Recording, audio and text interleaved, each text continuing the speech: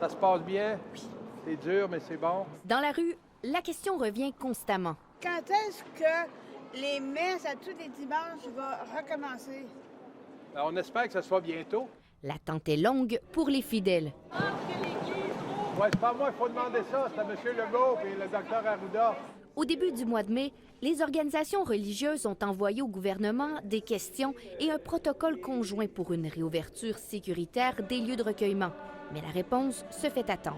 Et c'est le silence radio. Mais on voudrait juste pas être oublié. On continue d'espérer avec patience, mais aussi avec impatience, je vous dirais. Pas juste nous. Nos fidèles sont très impatients et très déçus que le gouvernement, à date, n'a jamais mentionné qu'on existe et qu'on mérite d'être tenu en compte. Je crois qu'il serait temps. Le fait qu'on ne peut pas célébrer les deuils depuis longtemps, il y a des gens qui en souffrent beaucoup. Les gens sont vraiment en attente, là, parce qu'on a besoin de se rassembler. Moi, j'allais à la messe au moins 3 fois par semaine, là, parce qu'il y a des messes en semaine aussi, le samedi matin. Donc, ça, c'est sûr que c'est tout un aspect communautaire qui est plus là. C'est sûr que le contact humain, puis comme je le dis, la discipline d'être là, c'est plus facile quand on est ensemble.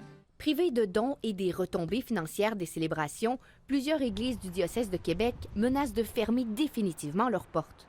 Pendant l'hiver qu'on vient de vivre et le printemps assez froid quand même, il a fallu payer le chauffage, les assurances, l'entretien, enfin, ça continue ça. Mais on sait que c'est beaucoup qui sont en difficulté financière. Afin de limiter les conséquences, une reprise graduelle des activités est demandée et les leaders religieux ont des solutions à proposer. Accueillir moins de fidèles, demander aux musulmans d'apporter leur propre tapis ou même interdire les livrets à usage unique dans les églises. Mais, une fois de plus, la collaboration de la santé publique et du gouvernement est nécessaire. Karianne Bourassa, TVA Nouvelles, Québec.